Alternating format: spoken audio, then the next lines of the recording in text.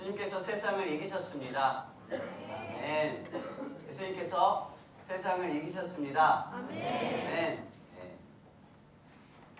예수님께서 세상을 이기셨다라는 말은요, 이건 예수님의 어떤 소원도 아니고요, 예수님의 다짐도 아니고요, 어떤 앞으로 일어날 미래형도 아니고요. 오늘 말씀 보니까 예수님께서 말씀하셨어요. 내가 세상을 이기었노라 라고 말씀하셨습니다. 이거는 선포입니다. 선포. 우리가 이 안에서 가끔씩 쓸데없는 거 가지고 막 이렇게 싸우는 경우들이 있습니다. 친구들이랑 관계 안에서. 어떤 경우는 이게 핸드폰으로 이렇게 딱 찾아보면 바로 나오는 경우도 있어요. 그럴 때 이제 싸움이 종결이 돼요. 이 안에서 동서남북을 결정하는 거는 어떻게 결정하겠습니까? 동서남북은요, 다수결로 결정할 수 있는 것도 아닙니다.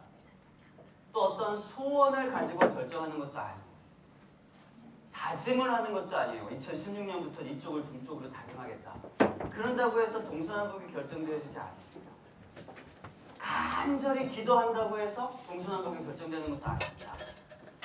이 많은 사람들이 동서남북을 잘 몰라도 단 한 사람이라도 고장나지 않은 나침판을 가지고 있으면 그 사람이 정확한 동서남북의 방향을 알고요, 그걸 알려주면 되는 겁니다.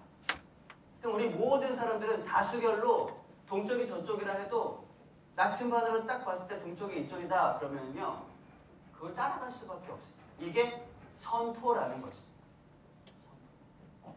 예수께서 말씀하셨어요. 내가 세상을 이기었노라. 이건 선포라고 했습니다.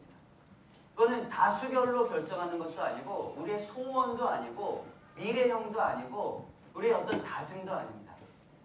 일반적인 어떤 사실이, 어떤 진리가 선포되어지는 것입니다. 예수님께서 이 세상을 이기셨다는 것, 그 말은요, 이제 바야흐로 예수님의 시대가 되었다는 것입니다. 바야흐로 예수님의 시대가 되었다는 것. 예수님이 이 세상에서 승리하셨다. 이게 오늘을 살아가는 저와 여러분에게 어떤 의미가 있을까? 이게 오늘을 살아가는 저와 여러분에게 아무런 의미가 없다면 이게 무슨, 이걸 우리가 알아서 뭐 하겠으며 우리가 예배해서 무엇을 하겠습니까?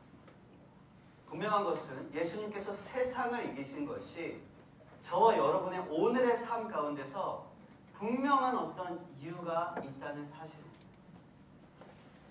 우리 로마서 6장의 말씀을 함께 읽어보겠습니다. 조금 깁니다. 하지만 우리 함께 읽어보겠습니다. 시작.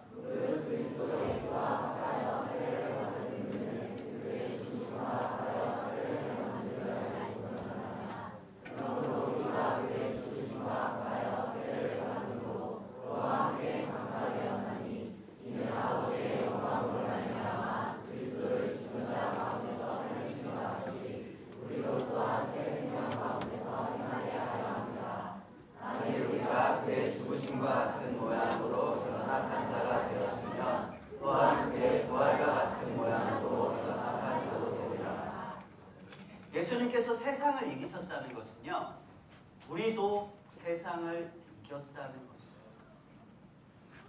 예수님께서 십자가에 달려 죽으신 그 죽으심에 우리가 합하였다라고 표현을 하고 있고요, 그 죽음에 합한 자들은 예수 그리스도의 십자가에서의 부활에 동일하게 합하여집니다. 부활이라는 것은요, 죽음의 세력에 대한 승리를 말합니다. 죄의 삭은 사망이고요, 그리스도의 승리는 곧 우리의 승리가 되어지는 것입니다. 그리스도와 함께 승리를 누리시는 저와 여러분 되시길 바랍니다. 그리스도와 함께 세상을 이기시는 저와 여러분이 되시길 바랍니다. 그렇다면 세상을 이기는 것, 승리를 누린다는 것, 이건 무슨 의미일까요? 첫 번째는요, 세상을 이긴 것, 사단을 이겼다는 뜻입니다. 사단을 이겼어요. 완전한 영적인 영역의 싸움입니다. 사단과 예수 그리스도와의 싸움이에요. 하나님께서는요, 사단과 싸움을 하셨는데요. 이 영적 싸움이 있었는데 왜 영적인 두 세력이 싸울 수밖에 없었을까? 바로 우리 때문이었어요. 더 정확하게 말하면 우리에게 주어진 자유의지 때문이었어요. 하나님께서는 우리와 완전한 사랑의 교제를 나누길 원하셨어요. 그런데 그렇게 되기 위해서는 우리는 프로그램 되어져 있는 사랑을 해서는 안 되죠. 뒤에 에어컨이 있는데 에어컨을 키면 에어컨이 부엉하고 돌아간다고 해서 에어컨한테 칭찬을 하진 않아요. 왜냐하면 키면 켜지게끔 프로그램 되어 있기 때문이에요. 그러니까 사랑하게끔 프로그램 되어져 있고 야, 너 사랑 잘했어 라고 칭찬을 하는 건 아닙니다. 하지만 우리에게 자유의지가 있을 때에 내가 이것도 결정할 수 있고 저것도 결정할 수 있는데 나는 하나님을 결정하겠습니다. 하나님을 사랑하기로 내 자유의지를 사용하여서 결정하였습니다. 이것이 진정한 사랑이 되어지는 것입니다. 그래서 하나님께서 우리에게 자유의지를 주신 거예요. 그런데 사단이 그것을 가만두지 않았습니다. 사단도 동일하게 사람들이 자유의지를 통해서 사단 자신을 선택하기를 원했습니다. 그리고 하나님과는 다르게 사람들을 죄악과 속임수로 끌어들이고 얽매고 그 영혼을 사로잡아 버렸어요. 수많은 사람들이 사단에게 그렇게 영혼이 팔려버리고 말자 하나님께서는 그의 아들을 이 세상에 보내셨습니다. 사단은 그 아들까지도 사로잡아서 완전히 죽여버리고자 하였습니다. 그러나 하나님의 아들 예수 그리스도는 사단의 여러 가지 시험에 완전히 승리하셨고 마지막으로 죽음의 세력에게조차 부활하심을 통하여 완전한 승리를 하시게 된 것입니다. 사단은 그리스도 앞에서 완전히 멸망하였습니다. 그러나 여전히 사단의 영향력 아래 남아있는 사람들이 있었습니다. 그래서 하나님께서는 이 땅 가운데서 한 사람이라도 더 그 영향력에서 벗어나서 하나님께로 그 자유의지를 이용해서 다시 돌아오게끔 그 마음을 품고 이 땅의 종말을 하루하루 더 연기시키고 계신 것입니다. 세상을 이기셨다는 첫 번째 의미가 사단을 이겼다는 뜻이라는 거예요. 그리고 세상을 이겼다는 두 번째 의미는요, 죄를 이겼다는 것입니다. 여러분, 죄를 이기셨습니까? 네. 여전히 죄를 짓고 있죠. 그렇습니다. 죄를 이겼다는 것은요, 정확히 말하면 죄의 유혹을 이겼다는 거예요. 우리는 어떻게 죄의 유혹을 이길 수 있을까요? 예배 드리고 돌아서면 오늘 하루 중에도 또 죄를 지을 수밖에 없는 우리의 모습을 봅니다. 바로 어제만 해도 우리는 얼마나 많은 죄를 지었습니까? 집에서 교회까지 오는 동안에도 얼마나 많은 죄를 지었습니까? 마음으로 짓는 죄, 생각으로 짓는 죄, 말로 짓는 죄, 심지어는 행동으로도 죄를 지었을지 몰라요. 여러분, 우리는 예수 그리스도께서 세상을 이겼다는 것이 우리도 세상을 이겼다, 즉 우리도 죄를 이겼다라는 고백이 되어야 하는 것입니다. 그러면 어떻게 하면 죄를 안 짓고 또 죄 때문에 고민 안 하고 그렇게 살아갈 수 있을까요? 그게 가능하기나 한 걸까요? 요한일서 말씀을 우리 함께 읽어보도록 하겠습니다. 시작!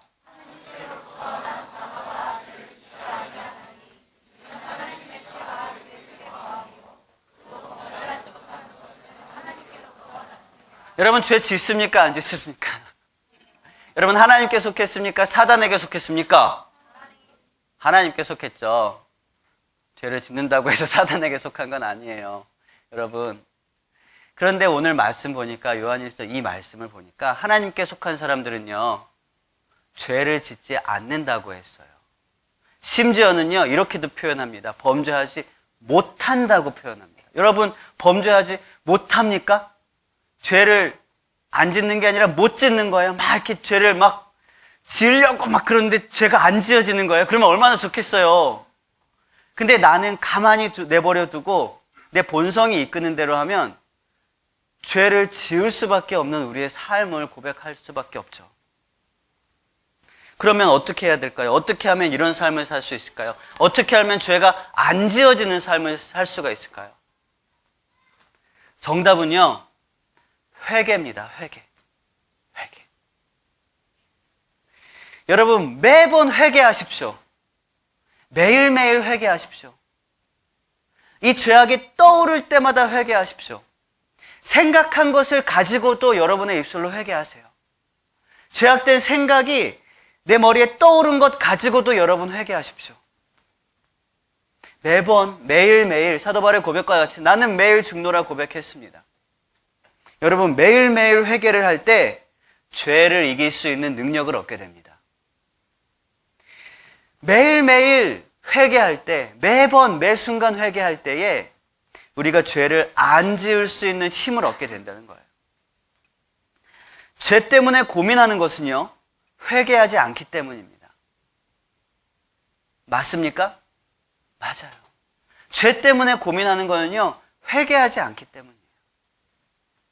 죄 때문에 고민되어질 그때마다 하나님 앞에서 회개하시길 바랍니다.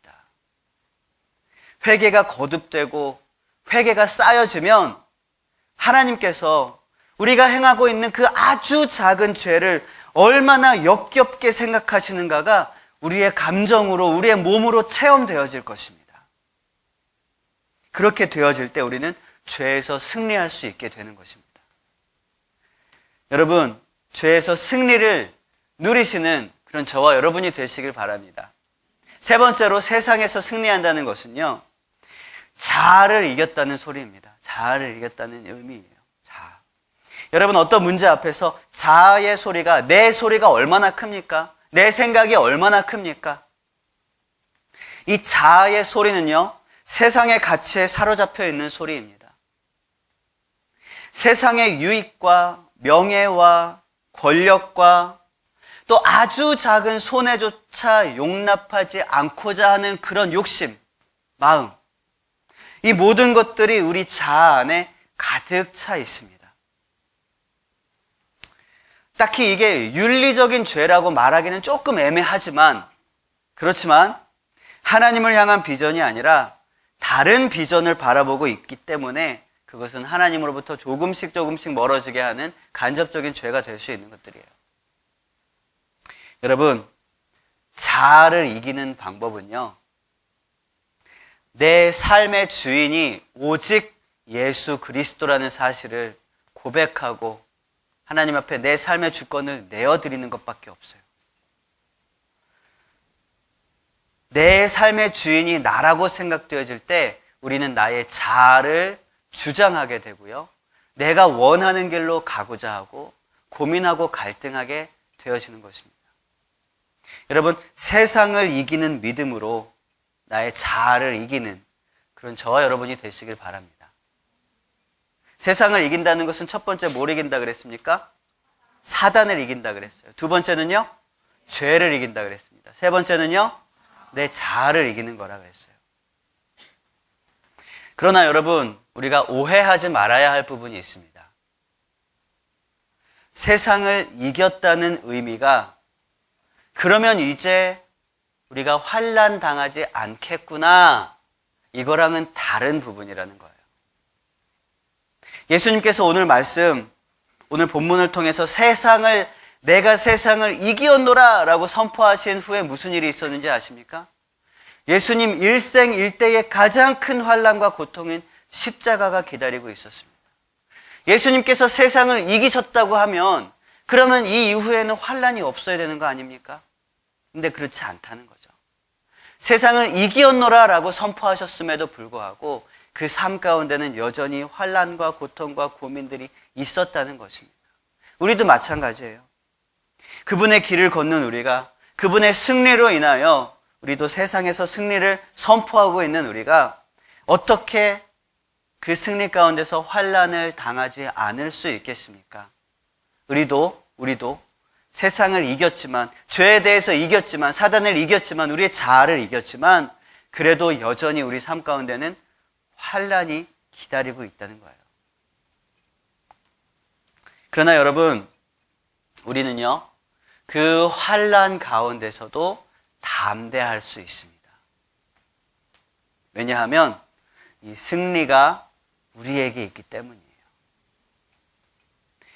어떤 상황에 대한 결정권은 없습니다. 그 상황에서 이 상황, 그러니까 이 가정에서 태어날 결정권은 우리가 없어요. 나에게 똑똑한 머리를 가져야겠다라는 그런 결정권은 없습니다. 나는 말 잘하는 사람이 돼야겠다. 이런 결정권은 없어요. 하나님께서 주신 은사와 달란트가 각자 다르기 때문이에요. 그러나 그 상황에서, 주어진 상황 가운데서 어떻게 결정할 건지에 대한 결정권은 우리에게 있습니다. 나에게 있어요. 내가 이 상황 가운데서 내가 이 상황을 두려워하겠다, 두려워하지 않겠다, 이 결정은요, 우리가 할 수 있다는 것입니다. 이 상황 가운데서 정말 너무나 어렵고 힘든 상황이지만 그 상황에서 주님을 예배하겠다, 안 하겠다, 이거는 나에게 결정권이 있다는 거예요. 우리 마태복음 말씀을 함께 읽어보겠습니다. 시작.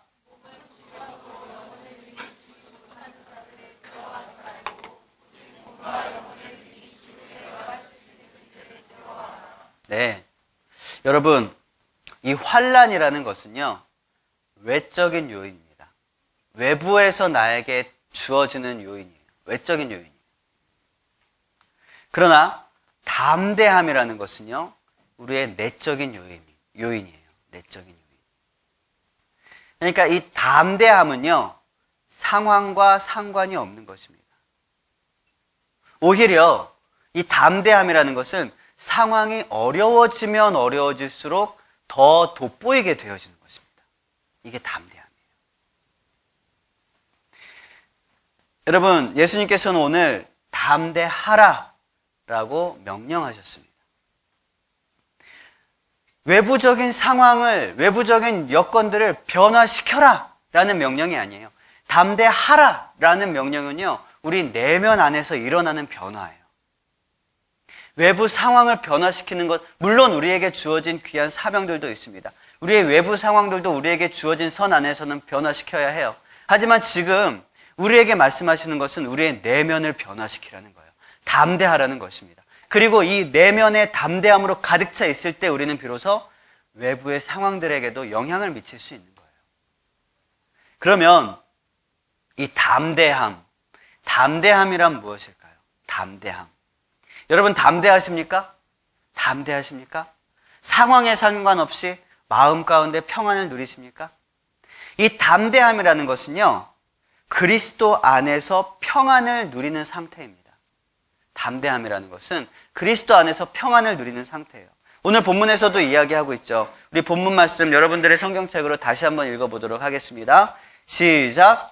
이것을 너희에게 이르는 것은 너희로 내 안에서 평안을 누리게 하려 함이라. 세상에서는 너희가 환난을 당하나 담대하라. 내가 세상을 이겨노라. 아멘.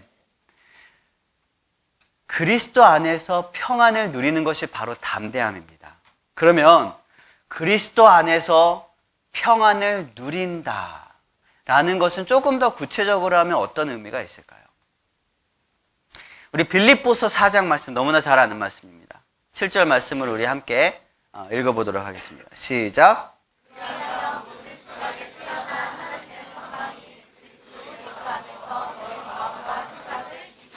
네, 하나님의 평강이라고 되어 있어요. 이 평강이라는 단어는요, 오늘 본문에 나오는 평안이라는 단어와 같은 단어예요. 헬라어로 똑같은 에이레네라는 단어를 쓰고 있고 이제 번역만 다르게 해놨어요. 이 평강. 이 평강이 무엇을 지킨다고요? 마음과 생각을 지킨다고 그랬어요. 담대하다는 뜻은 그리스도의 평안을 누리는 상태라 그랬습니다. 그리스도의 평안을 누린다는 것은 하나님의 그분의 그 평안함이 나의 마음과 생각을 지키고 있는 상태라는 거예요. 여러분의 마음과 생각이 그리스도의 평안함으로 지켜지고 있는 상태가 담대한 상태라는 것입니다. 이해하시겠습니까? 여러분, 우리의 마음과 생각은요, 지켜져야 하는 것이에요. 우리의 마음과 생각은요, 공격받으면 무너지는 곳입니다. 우리의 마음과 생각은요, 영적인 전쟁터예요. 우리의 마음과 생각이 지켜지지 못하면 무너지게 되어지고 그것은 곧 우리의 영혼이 사단에게로 넘어가 버리는 통로가 되고 말아요. 여러분, 마음과 생각이 지켜지지 않았던 적이 있어요. 우리 삶 속에서도 많이 있고요. 성경에도 그런 적이 많이 쓰여져 있습니다. 특별히 예수님의 12 제자 중에서 마음에 마귀의 공격을 받았던 사람이 있어요. 우리 요한복음 13장 말씀이 있습니다. 함께 읽어보겠습니다. 시작.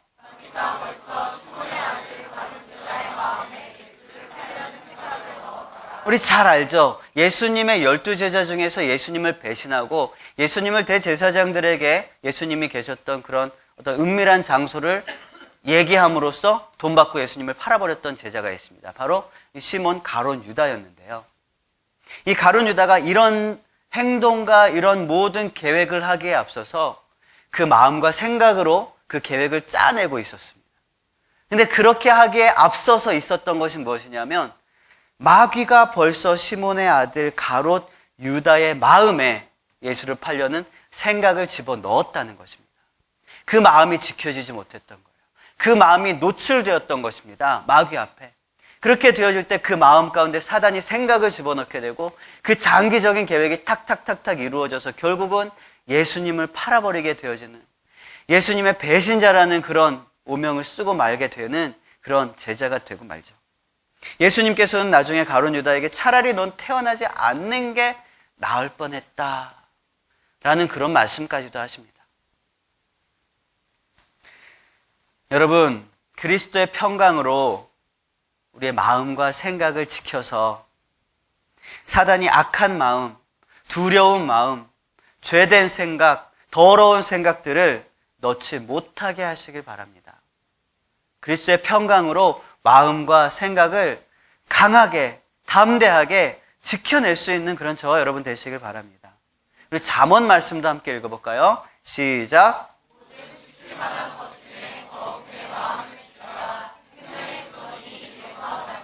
그렇습니다. 여러분, 마음이 하나님의 평안이 우리의 마음과 생각을 지키는 상태, 즉 평안을 누리는 상태, 이 상태가 바로 담대한 상태라고 얘기했어요. 담대하다는 것이라고 얘기했습니다. 이것을 알게 하기 위해서 예수님께서 오늘 본문 16장 33절을 우리에게 말씀하신 거예요. 하나님의 아들 예수께서 이 세상을 이기셨다는 것, 그리고 그 승리가 바로 저와 여러분의 승리라는 것. 여러분, 고민하지 마시길 바랍니다. 여러분, 두려워하지 마시길 바랍니다. 예수 그리스도의 승리는 지금도 여전히 선포되어지고 있는 진리입니다. 이게 동서남북이 우리 다수결로 정해지는 게 아닙니다. 많은 사람들이 우리 아까 광고 중에서 이런 광고가 나왔죠. 서명하는 거 광고 나왔잖아요. 이 서명을 하는 이유는 대한민국의 법 조항에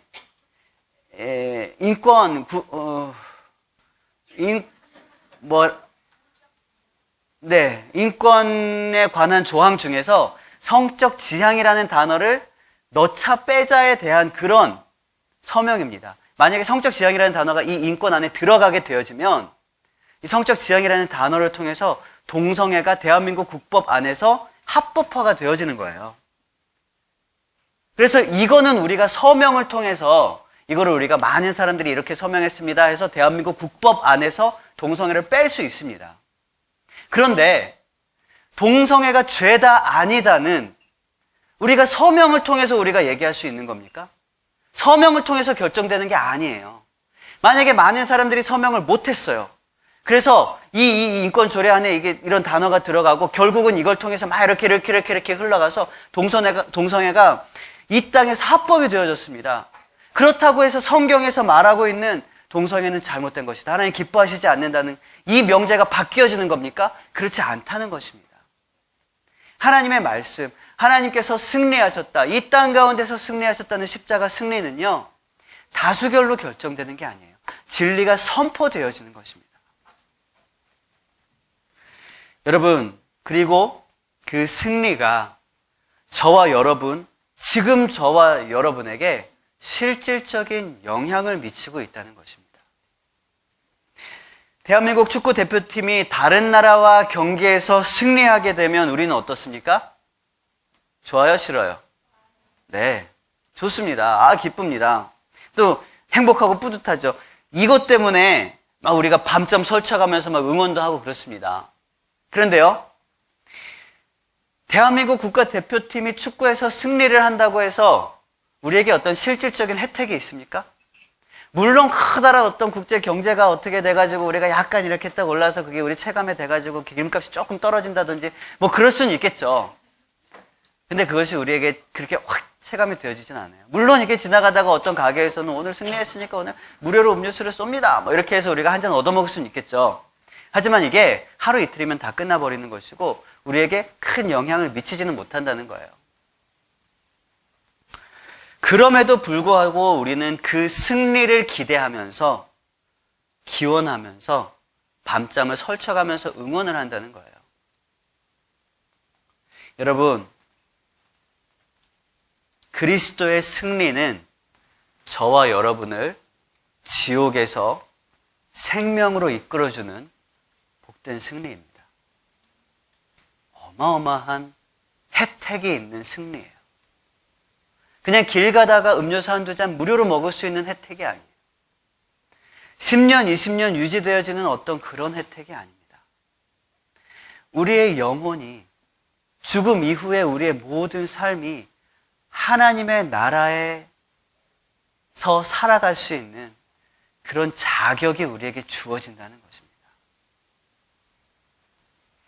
여러분, 저와 여러분의 삶을 불행하고 두려움이 가득한 삶에서 평안하고 기쁨이 넘치는 그런 삶으로 인도해주는 예수 그리스도의 승리를 누릴 수 있는 저와 여러분의 삶이 되어지시길 바랍니다. 그 승리를 함께 선포하고 또 날마다 그 승리를 누리면서 하나님께 영광 돌리면서 우리의 입술을 통해서 고백할 수 있는 그런 저와 여러분 오늘 하루 또 한 주간 되시길 주님의 이름으로 축원을 드리겠습니다. 우리 함께 찬양하고 기도하겠습니다.